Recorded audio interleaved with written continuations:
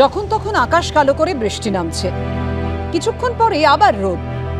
ক্ষণিকের বৃষ্টিতে অনেক জায়গায় জল জমে যাচ্ছে, সেই জমা জলেই জন্মাচ্ছে মশার লার্ভা। কলকাতা পুরসভা প্রচার সতর্কতা অভিযানের পরেও এখনো অনেকে জমা জল নিয়ে উদাসীন। এবার সেই সমস্যার সমাধানে উদ্যোগী হলো পুরসভা। প্রতিবেশীর বাড়িতে জমা জল বা আবর্জনা দেখলে যে কেউ জানাতে পারবেন পুরসভার হেল্পলাইন নম্বরে। নাম পরিচয় গোপন রেখেই তথ্য জানানো যাবে। পুরসভায় খবর দিতে ফোন করতে হবে 2286-1213-1313-1414 নম্বরে।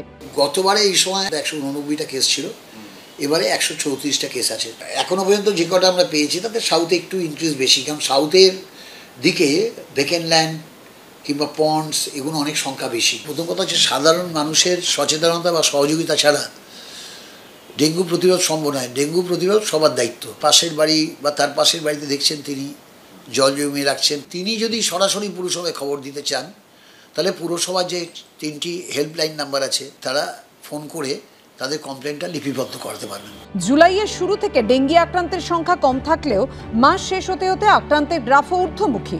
শহরের আবাসনগুলিতে আক্রান্তের সংখ্যা বেশি, তাই আবাসনগুলিতে নোটিশ পাঠাচ্ছে পুরসভা।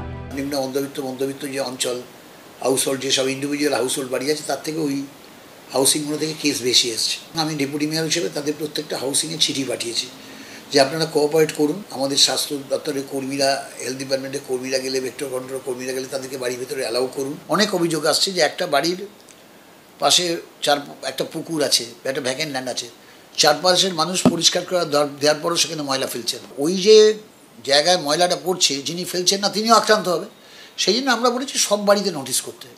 নোটিশটা শুধু কেস করার জন্য নয়, নোটিশটা অ্যাওয়ারনেস করার জন্য। First and foremost is precaution, and it lies with the individual himself or herself. For that, the standard guidelines, the governments, they continuously come out with this, and we must follow them. We can take precautions. We should use the full sleeves clothes, less exposure of the body, and I'm also everyone has to take care. Then while sleeping, mosquito net is a must. কলকাতার পাশাপাশি জেলাতেও বাড়ছে dengue আক্রান্তের সংখ্যা। শনিবার পর্যন্ত পুরুলিয়ায় dengue আক্রান্তের সংখ্যা 18 জন। এর মধ্যে শুধু বলরামপুর ব্লকেই আক্রান্ত 7 জন। আক্রান্তদের মধ্যে একজন দেবেন মাহাতো মেডিকেল কলেজে ভর্তি। জ্বরটা বেহিসাবি, তো ওই কথা রক্ত চেক করলেন, তখন ওইটাই ডেঙ্গু বললেন।